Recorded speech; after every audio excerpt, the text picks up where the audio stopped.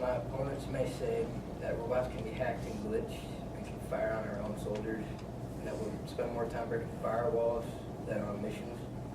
My teammates and I have said that genetic engineering people will be better for soldiers and America by creating a human that can go into battle and come out unscathed, or go into a hospital and come out perfectly healthy. These are just some of the things DARPA, the government, and Army research facilities are working on for conclusion.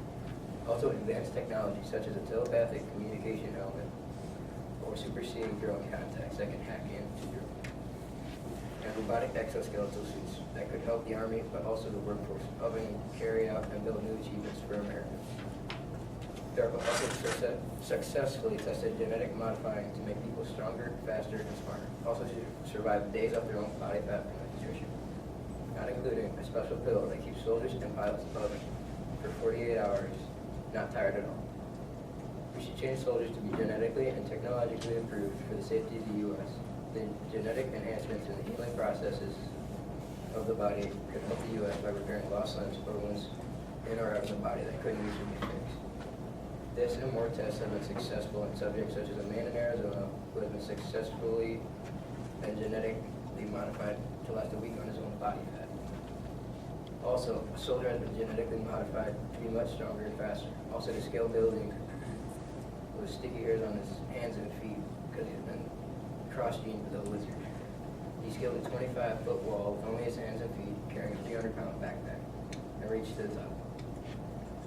Also, crippled children missing arms or legs have been genetically modified and tested, and all of them have mostly or completely regrown their limbs.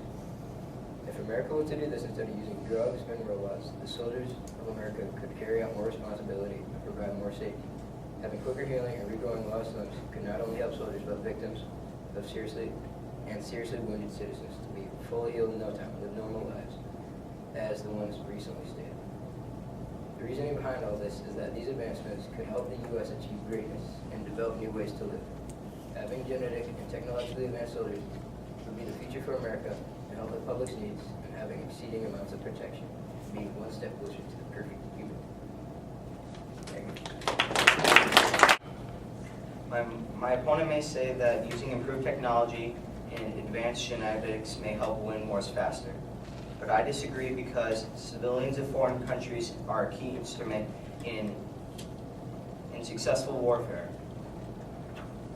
Civilians contribute half to war by scouting out hostile territory and providing a place to stay. Think about how people will act when giant Iron Man-like beings or people who look like Captain America that have been genetically enhanced invade their homeland.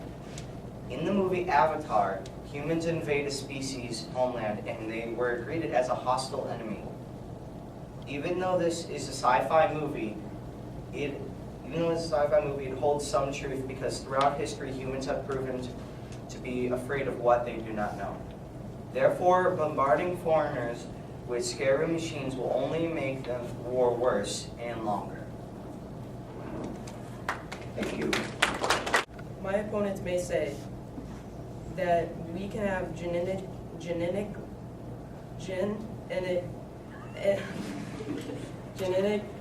engineered soldiers, but I disagree.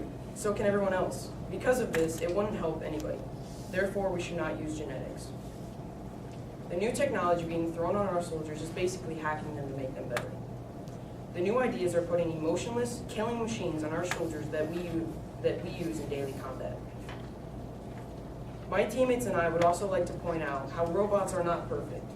Despite that it's new technology, it still has flaws. If the U.S. soon wages war by mouse and keyboard, it's vulnerable to the same attacks back, as stated by Douglas Weller. For instance, if we can attack using robots, so can everyone else. Robots can also turn on you. From my personal experience in 7th grade, our classes built rockets and many groups' rockets didn't work correctly. The same can happen to robots too. Lots of technology can fail. And another example is when our Navy SEALs carried off a mission to kill Osama bin Laden and their top-of-the-line personalized military plane basically crashed. Technology in some cases is unreliable.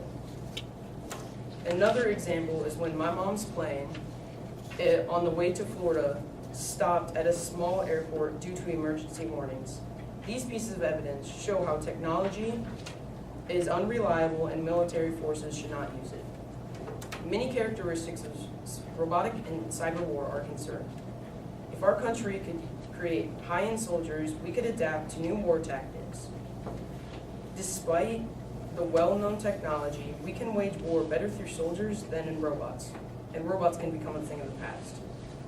People can always tap into things and hack them. If we don't use robots and just adapt to new war tactics, I think we'd be better off in war. Let me say that Iron Man suits and Captain America suits will scare foreigners and won't make anything better.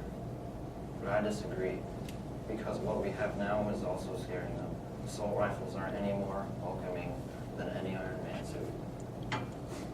And my opponent has also said that robots have flaws and will always have flaws and can be hacked and can be used by the enemy against us.